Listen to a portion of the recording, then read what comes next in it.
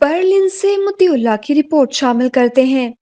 دنیا بھر کے دیگر ممالک کی طرح پاکستان تحریک انصاف کے چئیرمین اور سابق وزیراعظم عمران خان کی حمایت میں جرمنی کے دارالحکومت برلن میں امریکی سفارتخانے کے باہر احتجاجی مظاہرہ کیا گیا۔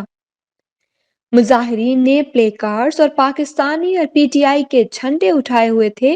عمران حکومت کی حمایت میں نعرے لگا رہے تھے۔ مظاہرین نے امریکی مداخلت کی شدید الفاظ میں مذمت کی۔ مظاہرین سے مقررین نے خطاب کرتے ہوئے کہا کہ پاکستانی جمہوری حکومت کے خلاف امریکی ایما پر سازش کی گئی، عوام پر امپورٹڈ حکومت مسلط کر دی گئی۔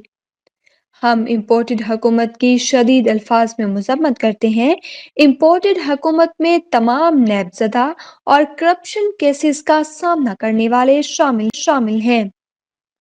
مقررین نے مزید کہا کہ ہم پاکستان کی اعلیٰ عدلیہ سے مطالبہ کرتے ہیں کہ عمران خان کے خلاف ہونے والی سازشوں کی تحقیقات کروائی جائیں اور امریکہ نواز اپوزیشن کے رہنماؤں کے خلاف ایگزٹ کنٹرول لسٹ میں ڈالے جائیں۔ ہو رہی ہے اس کو ہم ہاتھ سے نہ نکلنے دیں، اس کو مضبوط کریں۔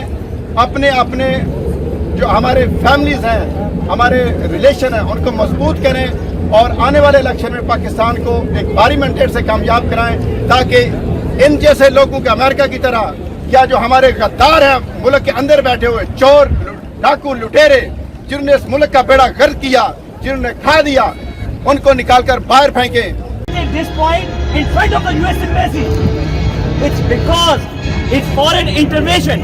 81 times they have intervened in the foreign countries. 81 times. Pakistan has lost $150 billion in the war of terror. $150 billion and 85,000 people have died in this war.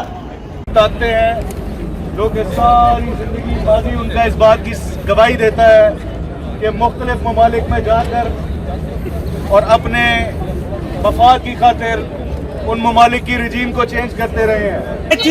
In the embassy, listen to us. It is not only the voice of Pakistani youth. It is not only the voice of Pakistani nation. It is the voice of Libya. It is the voice of Syria. It is the voice of Afghanistan. It is the voice of South America. It is the voice of Afghanistan. It is the voice of Iraq. That we reject you. We reject your imperialism. You are no more a global moral police. Stop claiming to be the custodian of human rights. You are the one who violates all the human rights. We stand against you. The whole world will rise against you one day because we are waving the flag of revolution. Supported government. Supported government. Pakistan زندہ باد، پاکستان زندہ باد، عمران خان زندہ باد، عمران خان زندہ باد۔ مظاہرے کے منتظمین اظہر شاہی، علی مدثر، کاشف کاظمی اور نصیر ملہی نے کہا کہ پاکستان پر کوئی سمجھوتا نہیں ہوگا، لیکن عمران خان کے بغیر کوئی سیاست نہیں ہوگی۔ ہم عمران خان کے ساتھ تھے، ساتھ ہیں اور ساتھ رہیں گے۔